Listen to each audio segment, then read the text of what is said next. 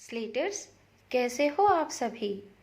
आशा है पाठ से संबंधित वीडियोस आप 2 से 3 बार ज़रूर देख रहे होंगे और समझने का प्रयास भी कर रहे होंगे। बहुत अच्छे। पिछले 2 अनुच्छेद में हमने जाना हेलन केलर को प्रकृति से बहुत लगाव था। वे दृष्टिहीन होने के कारण प्रकृति को छू करके स्पर्श से पहचानती थी और आनंदित होती थी। चलिए स्लेटर्स, अब हम अगले अनुच्छेद में हेलन केलर के विचारों को जानेंगे और समझने का प्रयास करेंगे। मैं अगला अनुच्छेद पढ़ रही हूँ, आप सभी ध्यानपूर्वक सुनिए। कभी कभी मेरा दिल इन सब चीज़ों को देखने के लिए मचल उठता है। अगर मुझे इन चीज़ों को सिर्फ छूने भर से इतनी खुशी मिलती है तो उनकी सुंदरता देखकर तो मेरा मन मुग्ध ही हो जाएगा। स्लेटर्स, मुग्ध शब्द को रेखांकित कीजिए।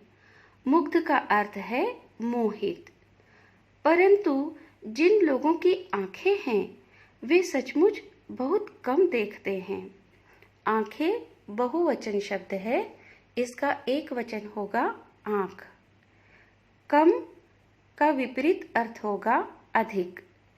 इस दुनिया के अलग अलग सुंदर रंग उनकी संवेदना को नहीं छूते। स्लेटर्स, दुनिया शब्द को रेखांकित कीजिए। दुनिया शब्द के पर्यायवाची शब्द अब हम जानेंगे। दुनिया के पर्यायवाची शब्द है जग, संसार, विश्व।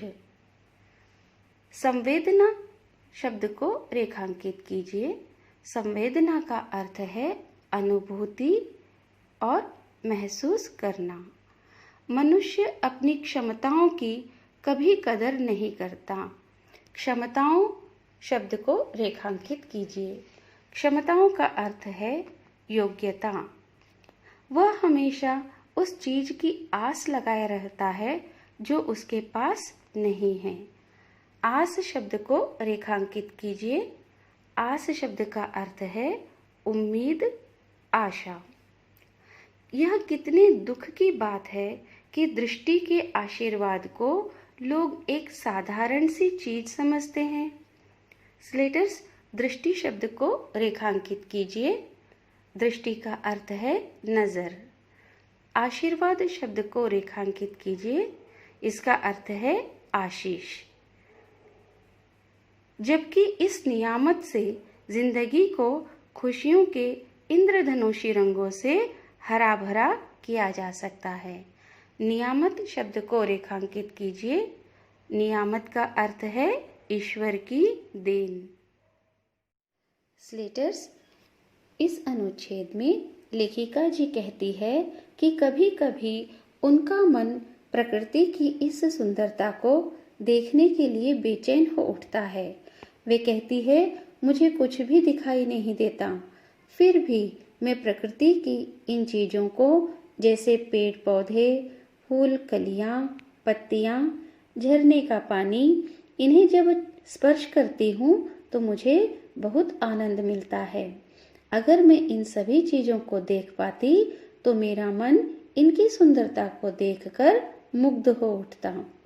स्लेटर्स, कभी कभी इस शब्द को रेखांकित कीजिए। कभी कभी पुनरुक्त युग्म शब्द है। मेरा शब्द को रेखांकित कीजिए। मेरा शब्द व्याकरण की दृष्टि से निश्चयवाचक सर्वनाम है। इसी पंक्ति में दिल शब्द आया है। इस शब्द के पर्यायवाची शब्द जानेंगे। दिल, मन, हृदय और अंतकरण। अब स्लेटर्स, आप खुशी शब्द का बहुवचन शब्द बताइए। बिल्कुल सही, खुशियाँ। खुशी, खुशियाँ। चलिए बच्चों, अब हम सुंदरता शब्द में प्रत्यय जानेंगे। सुंदर शब्द के अंत में ता जुड़ने पर यह सुंदरता शब्द बनता है। तो बच्चों, सुंदर मूल शब्द है और ता प्रत्यय है। इसके कुछ उदाहरण हैं, जैसे मित्रता, मानवता, शत्रुता आदि। अब हम मुग्ध शब्द का अर्थ जानेंगे और वाक्य भी बनाएंगे। मुग्ध शब्द का अर्थ है मोहित। वाक्य बनेगा, ताजमहल की सुंदरता देखकर मेरा मन मुग्ध हो गया। लेखिका कहती है, जो लोग देख सकते हैं वे लोग इस प्रकृति की सुंदरता का आनंद नहीं उठाते, क्योंकि वो इन सभी चीजों को महत्व नहीं देते और देखकर भी अनदेखा कर देते हैं। और तो और अपनी दृष्टि का महत्व भी नहीं समझते। इसी कारण इस संसार में कई अलग अलग सुंदर रंगों का लोग आनंद नहीं उठा पाते। वे कहती है, जिन लोगों की आंखें होती है उनके जीवन में कई सुंदर रंग है, पर जो देख नहीं सकते हैं उनके जीवन में केवल अंधकार ही छाया रहता है।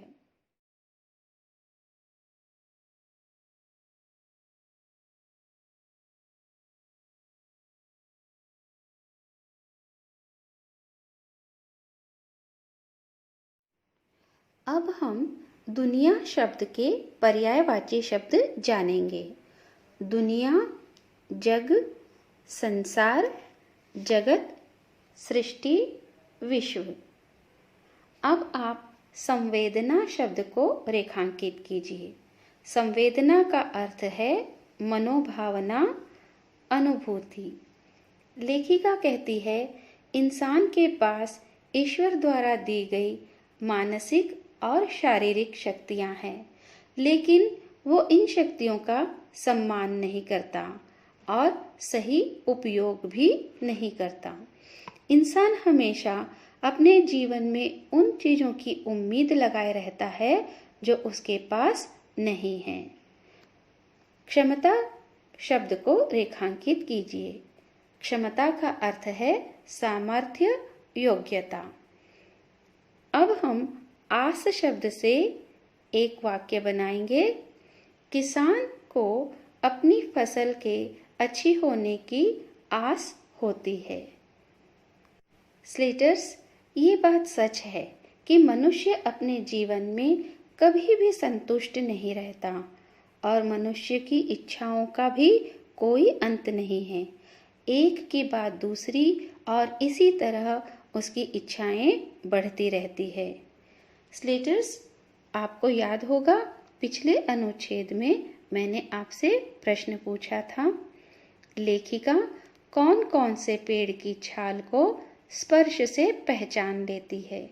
क्या आपको इस प्रश्न का उत्तर पता है? हाँ बच्चों, सही कहा। इस प्रश्न का उत्तर है, लेखिका भोजपत्र के पेड़ की चिकनी छाल और चीड़ के पेड़ की खुरदुरी छाल को स्पर्श से पहचान लेती है।